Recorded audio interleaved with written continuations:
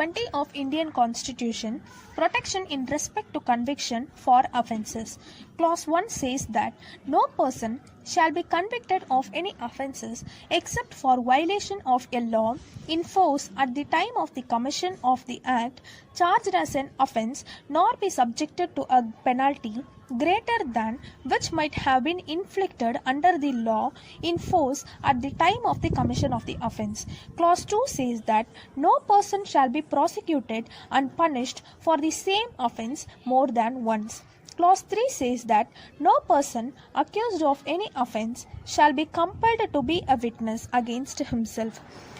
Article 20 entrenches a very valuable fundamental right, provides three basic guarantees as follows. Ex post facto law, double jeopardy, prohibition against self-incrimination. Ex post facto law. An ex post facto law is a law which imposes penalties retrospectively, that is, on acts already done, and increases the penalty for such acts. If an act is not an offence at the date of its commission, it cannot be an offence at the date subsequent to its commission. The prohibition is just for conviction and sentence only, and not for prosecution and trial under a retrospective law. So, a trial under a procedure different from what it was at the time of the commission of the offence, or by a special court constituted after the commission of the offence, cannot ipso facto be held unconstitutional. The maxim ipso facto means by this very fact.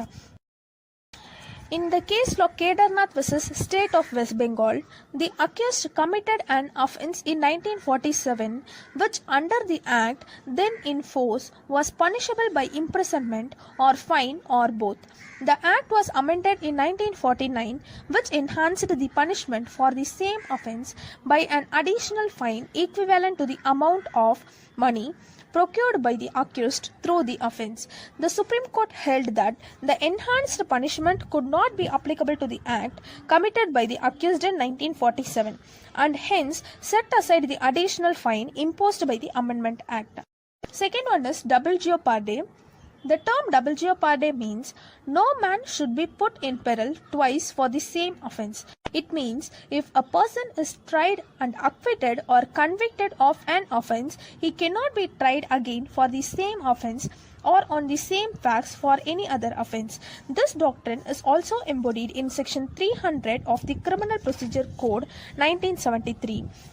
In a case law, Maqbool Hussain vs. State of Bombay, the accused brought gold into India which he did not declare before the custom authorities.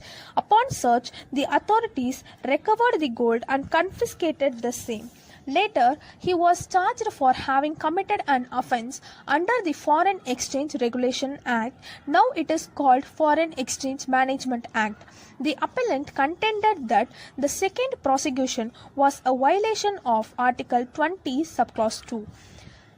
The court held that there was no adjudication by a court since custom authorities cannot be regarded as court. Hence, the second prosecution was not barred.